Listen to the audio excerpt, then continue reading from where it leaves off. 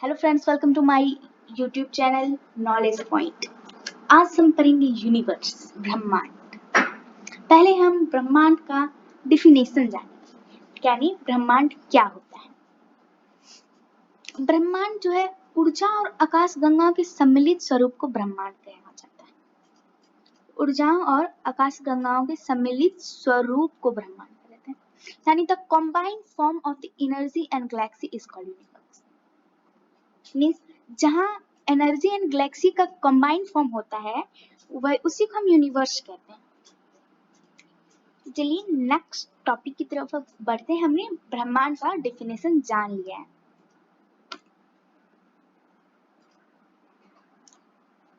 Next topic है ब्रह्मांड की उत्पत्ति से संबंधित कुछ सिद्धांत, यानी theories. Some theories related to the origin of universe. हमारे यूनिवर्स से संबंधित कुल 4 थ्योरीज, तो हम उसी के बारे में पढ़ेंगे।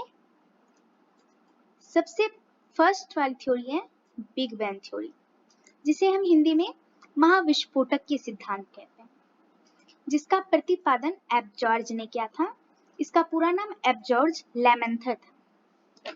हालांकि इसका व्याख्या जो है रॉबर्ट बेगोनेर ने किया था। और नेक्स्ट है स्टेडी स्टेट थ्योरी, जिसे हम हिंदी में सतत सृष्टि सिद्धांत कहते हैं। इसका प्रतिपादन थॉमस गोल्ड और हरमन बॉडी यानी 2 लोगों ने मिलकर किया था। स्टेडी स्टेट थ्योरी का प्रतिपादन।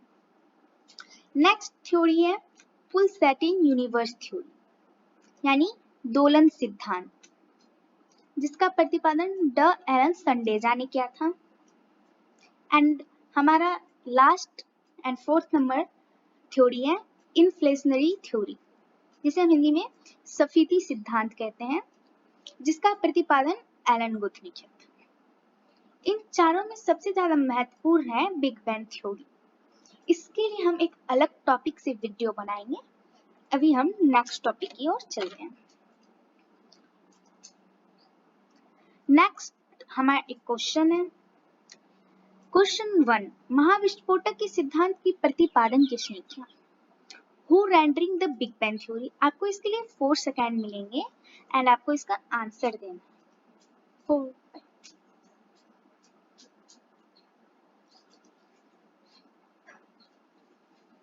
तो इसका करेक्ट आंसर होगा एबजॉर्ज लेमेंथर।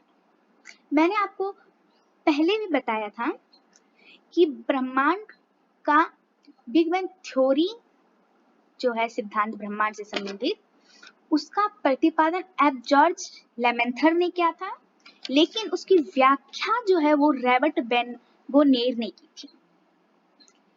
तो यहाँ पे इसका सही उत्तर एबजॉर्ज लेमेंथर होगा। चलिए नेक्स्ट क्वेश्चन की तरफ बढ़ते हैं। नेक्स्ट क्वेश्चन है महाविस्फोटक के सिद्धांत की व्याख्या किसने की? व्याख्या यानी who explained the big bang theory? And आपको इसका उत्तर देना है 5 सेकेंड में।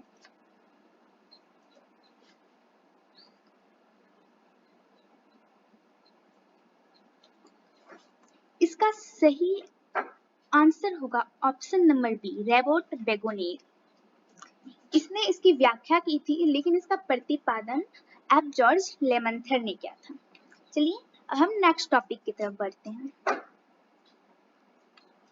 नेक्स्ट में हमारे कुछ नोट्स हैं, तो हम उसे पढ़ लेते हैं।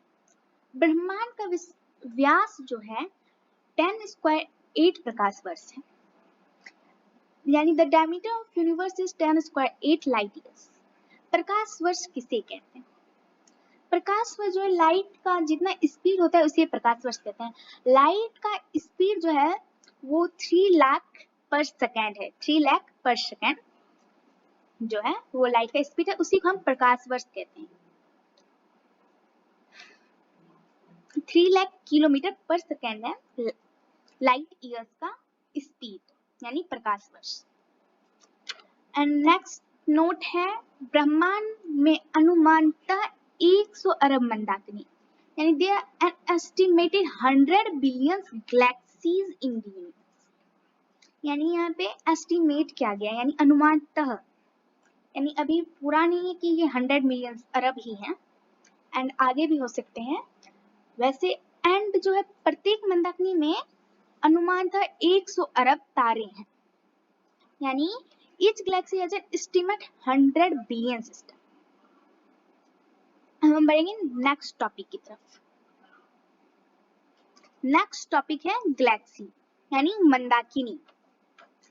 मंदाकिनी किसे कहते हैं? The countless group of star are called galaxy, यानी अनगिनत तारों के समूह को जो काउंट किया जा सकता है उन्हें नहीं, जो अनगिनत तारों के समूह होते हैं उसे हम गैलेक्सी कहते हैं।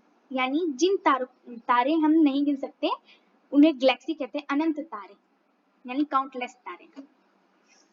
आवर गैलेक्सी यानी हम जिस गैलेक्सी में रहते हैं उसका नाम है मिल्की वे।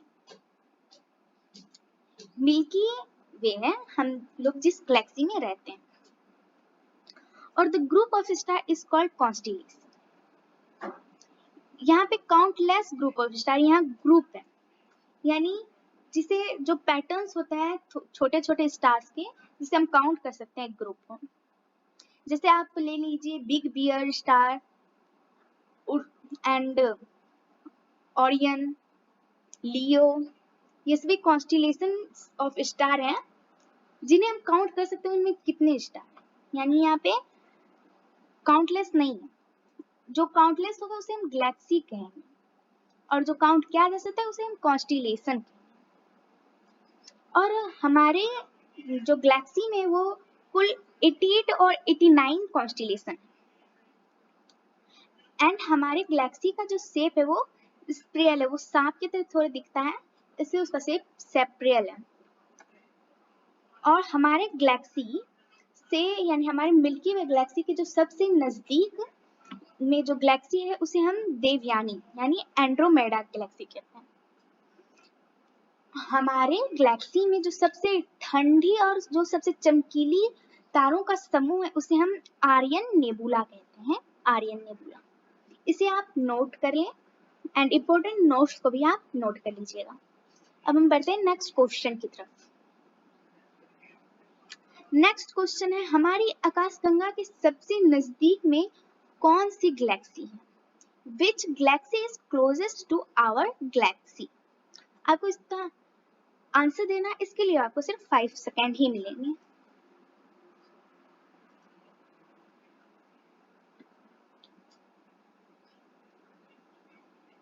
तो इसका सही आंसर होगा ऑप्शन नंबर सी, यानी एंड्रोमेडा गैलेक्सी। मैंने आपको अभी बताया है कि एंड्रोमेडा जो है हमारे गैलेक्सी के सबसे नजदीक यानी देवयानी है, और हमारे कोल्डेस्ट हमारे आकाशगंगा का तारों का समूह जो सबसे ठंडा है और सबसे चमकीला है, कोल्डेस्ट और ब्राइटेस्ट, उसे आर्यन नेबुला कहते हैं। और जो हमारे गैलेक्सी सबसे नजदीक है उसे हम देवयानी कहते हैं। तो इसका सही आंसर होगा एंड्रोमेडा, देवयानी। नेक्स्ट क्वेश्चन है कि हमारे आकाशगंगा में सबसे ठंडा और सबसे चमकीले तारों का समूह कौन सा है? Which is the coldest and brightest group of star in our galaxy? इसके लिए आपको 5 सेकेंड मिलेंगे, टाइम आपका शुरू हो रहा है।